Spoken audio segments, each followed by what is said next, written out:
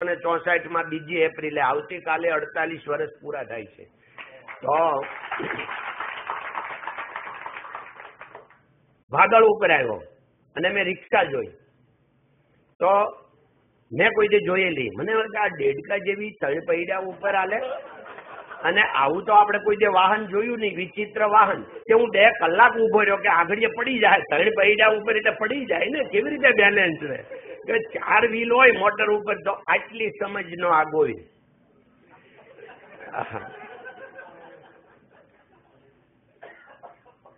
મિત્રો પછી ધીરે ધીરે કરતા હીરા ગણવા મળ્યા. પેલો પગાર 103 રૂપિયાનો આવ્યો.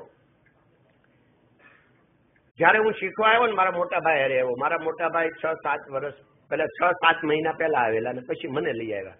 અને તઈ આખા સુરતમાં 200 કારીગર હીરા ઘસવાના હતા. અત્યારે 5 લાખથી વધારે છે. હું આવ્યો ત્યારે 200 જ હતા. તઈ હું આવ્યો હતો તો મારા ભાઈ મને કે આપણે હવે કપડા સીવડાવી લઈએ. ત્યાંથી તો ઓલો સુરવાળ સોવણી પહેરીને આવ્યા હોય ને, દેશમાં જ આવ્યા હોય એટલે વાયા વિરમગામો. તો હા, ત્યાંથી ઘરેથી 2 વાગે નીકળ્યા. 7 વાગ્યાની ટ્રેન નીકળી. ધોળા બદલવાની, વિરમગામ બદલવાની. 1:30 વાગે અહીંયા સુરત પહોંચ્યા. લાલ લાઈટ નહોતી, દિવસે આવ્યા હતા. બધા એમ કે છે કે ક્યાં જરા લાલ લાઈટ ભાઈ ઉતરી જ પીડ્યા સુરતમાં, એટલે કહું છું આપણે દિવસે આવ્યા હતા. દેવચંદભાઈ ઉભા થાવ તો. આ દેવચંદભાઈ મારી હારે આવ્યા હતા. મારા મિત્ર છે, અમે સ્કૂલમાં હારે હતા અને હજી હારે જ છે, હાથે જ છીએ. તો મિત્રો આ ગોવિંદની વાત કરી. કપડા એક થોડીક વાત કહી દો, પછી આપણી વાત થોડીક બિઝનેસની કરશું. મારા કપડા સીવડાવા ગયા. ત્યાંથી છે ને 2 રૂપિયાનું પેન્ટનું કાપડ અને 2 રૂપિયાનું શર્ટનું લાવેલા. ત્યારે બહુ રૂપિયો મોટો હતો, ત્યારની વાત કરું છું. તો કાળું કાપડ એટલે પેન્ટનું કહેવાય અને ધોળું કાપડ એટલે શર્ટનું કહેવાય. એ ત્યાંથી ગામડેથી કપડું લઈને આવ્યા. અહીં પીપળા શેરી નાકે મૈધરપુરામાં સીવડાવા ગયા કપડું દરજીને ત્યાં.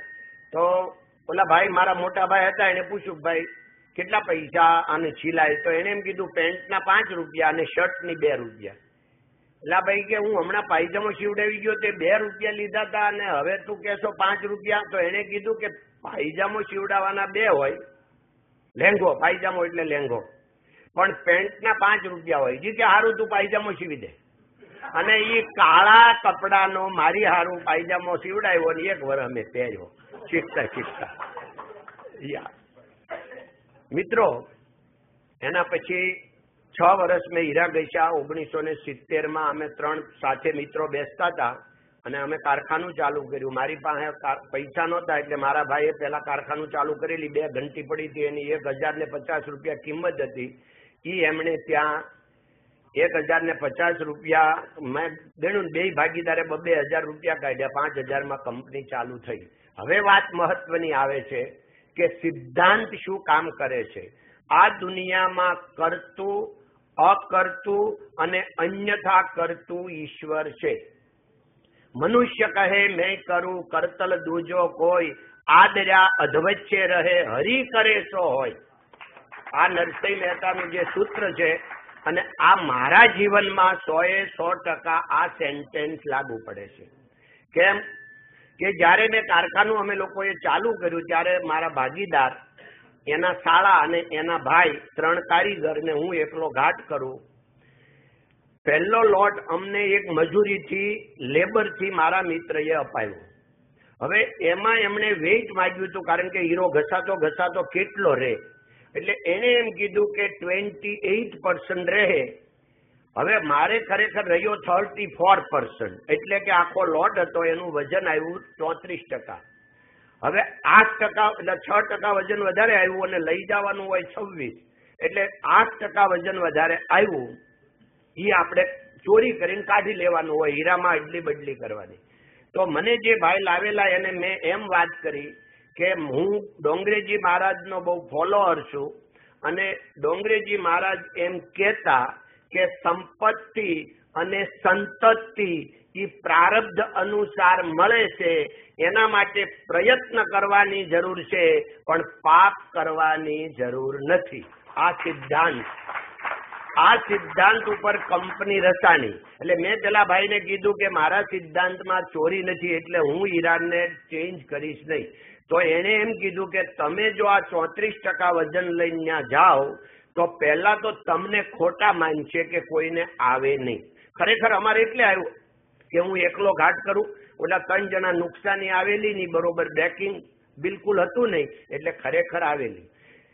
તો મને એ ભાઈને મેં કીધું જો હું બદલો નહીં કરું, હવે તારું ન બગડે, કારણ કે હું એટલું વજન લઈને જાઉં તો એ બીજા 10 જણને ડિસ્ટેબ, એની પાસે તો આવતું ન હોય વજન, એને માણસો પાસે કામ કરાવવાનું, તો એ લોકોનું બગડે. એટલે મેં એને કીધું તમારે જે કરવું હોય તે કરો. એટલે મને એ જે લોટ હતો પેલો 100 હીરાનો લોટ હતો, તો એ ભાઈએ બધું ચેન્જ કરી અને મને 26% વજન કરી આપ્યું. હું એમને આપી આવ્યો શેઠને ત્યાં ગોપીપુરામાં મોટી શેરીમાં. હવે હું આપવા ગયો પછી એને તો બીજો મને લોટ આપ્યો, પણ મને એમ થયું કે મને 34% વજન આવે છે અને આ ભાઈને 26% વજનમાં જો પૈસા મળે તો મને 34% ન મળે, પણ હીરા ક્યાં મળે એ તો ખબર નહીં. એટલે મૈધરપુરામાં ગોતતા ગોતતા ભાઈ હીરાની ઓફિસો કેટલી, એમાં ભવાનીના વડ પાસે એક ઓફિસ હતી કે આ હીરાની ઓફિસ છે, ત્યાં હું ઉપર ગયો. તો મેં ત્યાં એક ભાઈ બેઠા હતા, મેં કીધું મારે હીરા લેવા છે. તો મને કહે કે ભાઈ અમે નથી વેચતા, પણ તમારે જો રોકડેથી લેવા હોય તો હું હારે આવું, તમને 3-4 જગ્યાએ બતાવું. મેં કીધું હાલો. એ કે મને એક ટકો તમે દલાલી આપજો. એ ભાઈ હારે આવ્યા, 4 ઓફિસે લઈ ગયા. ભાવની ક્યાં ખબર પડતી હતી આપણને, પણ 4માં એક ઓફિસ એવી હતી એને ભાવ ઓછો ન કર્યો, એટલે આપણને એમ થયું કે આને ત્યાંથી લેવાય. એટલે મેં કીધું સારું 5 કેરેટ આપો.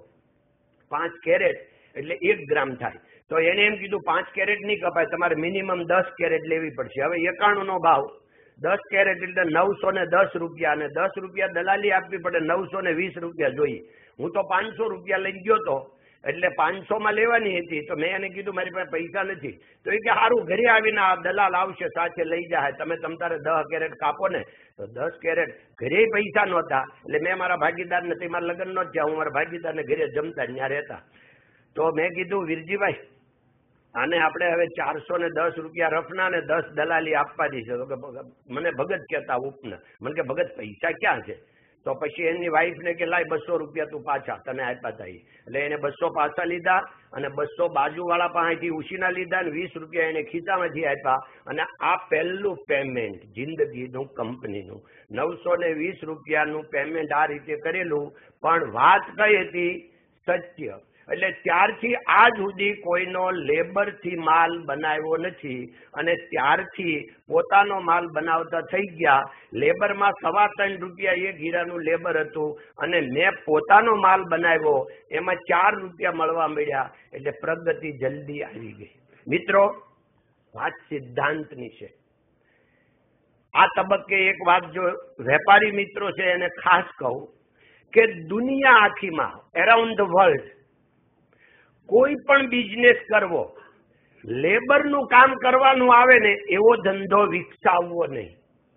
સ્ટાર્ટિંગ કરવાનું, શીખવા માટે 1-2 વર્ષ સ્ટાર્ટિંગ કરવાનું, પણ લેબરથી માલ બનાવવો પડે એવો બિઝનેસ કદી ન કરવો. નાનામાં નાનો કરવો, 5% જ ભલે હાલે, પણ આપણો પોતાનો માલ બનવો જોઈએ, પોતાનું પ્રોડક્ટ હોવું જોઈએ. તો એમાંથી ધીરે ધીરે આમ કે ને ભાઈ સ્કાય ધ લિમિટ શું કહેવાય ઇંગ્લિશમાં? હા, એ ઇંગ્લિશ એમ તો મને આવડે છે. ભલે I am study only 7 Gujarati, but I am first time going to Belgium in 1977, and 30 years I am going around the world, more than 150 countries, and my English around the world running, but only not running in British, because British has English mother language. That's why they want grammar. I don't have grammar. That's why my English is not valid in only in British. પણ બહુ સાચી વાત એ છે, આપણે grammar કરીને છોકરાને જે મગજમારી કરાવીને દુનિયામાં કઈ ગ્રામર જોતું જ નથી. ઇંગ્લેન્ડ સિવાય ક્યાંય નહીં. એટલે મગજમારી ભણાવવાની તો તમે કરતા જ નહીં. એટલે ભણાવવાના ખરા હો. આ જે બર્ડનની વાત છે, અને તમને મારા ઘણા એવા લાગશે એક્સપિરિયન્સ ગાંડા મારા એક દીકરો ને 2 દીકરીઓ. મેં આખી જિંદગીમાં એક પણ વખત મારા છોકરાને તું લેશન કરવા બેસ એમ મારી જીભ બગાડી નથી. એક પણ વખત નેવર. મેં ક્યારેય એમ નથી કીધું કે તું ટીવી જોતો નહીં. કારણ શું છે કે જ્યારે ટીવી જોવા બે એટલે હું એની બાજુમાં બેસી જાઉં અને છોકરાઓને જે પ્રોગ્રામ ગમતા હોય એમ એ જ ચેનલ ચલાવવાની વખાણ. અરે વાહ, અરે અને કાર્ટૂનમાં તો આપણે કાર્ટૂનમાં અરે પેલો જો કેવો કૂદે, ઓહો, આમ આપણે કે બધું એની અરે એક્સાઇટ થઈ જવાનું. પછી ધીરેથી એમ કહેવાનું કે આજ તને શું ભણાવે છે, એટલે એ દોડાદોડ એમ દફતર લઈ આવે. એટલે આપણે ઓહો આટલું બધું લેશન. અમારે તો કાંઈ આવું હતું જ નહીં. તમારા લોકોને બહુ મુશ્કેલી, ઓહો બહુ. એટલે મળે લેશન કરવા. ટીવી ક્યારે બંધ થઈ જાય ને ખબર જ ન પડે. આટલી વાત છે. પણ એમાં આપણે સમય આપવો પડે, એટલું જ શીખવાનું. મિત્રો, આ જે અત્યારે ભગવાનની દયાથી પોઝિટિવ થિંક, બીજું કાંઈ છે જ નહીં. આખી દુનિયા હું ફર્યો, આખી દુનિયામાં એટલું જે પ્રેક્ટિકલ નોલેજ છે હું આપને આપું છું કે દુનિયામાં ક્યાંય પર્સનાલિટીની મહત્તા છે જ નહીં.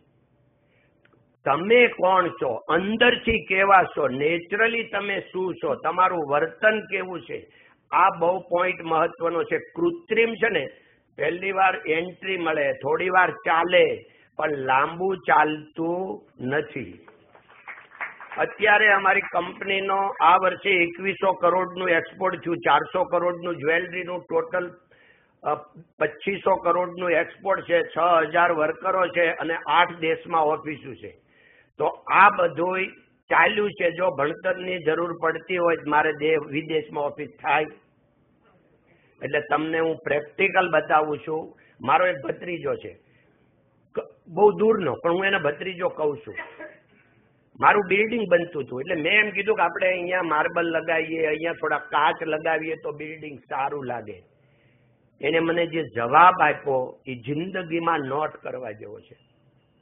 મારી બાજુમાં ઊભો હતો ને મારો શર્ટ પકડીને મને કે આ કાકો હું આ શર્ટથી રૂપાળો લાગે છે.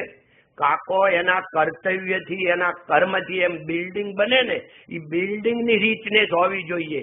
બિલ્ડિંગ વાપરવાનું કેવું છે, એની સ્ટ્રેન્થ કેટલી છે, બિલ્ડિંગમાં ભાઈ 25 વર્ષ કોઈ મેન્ટેનન્સ આવવાનું કે નથી આવવાનું, આ પોઈન્ટ મહત્વનો છે. તમે ઉપર બધું કરી દો તો કેટલા દી ચાલશે, આ બહુ પોઈન્ટ મહત્વનો છે. એટલે દેખાડો ટૂંકમાં કરવો જરૂરી નથી. વાત જે કરીએ ને એ આપણે જેવા થઈએ ને ભાઈ એવા આપણે. આ દુનિયામાં આપણી જેવું કોઈ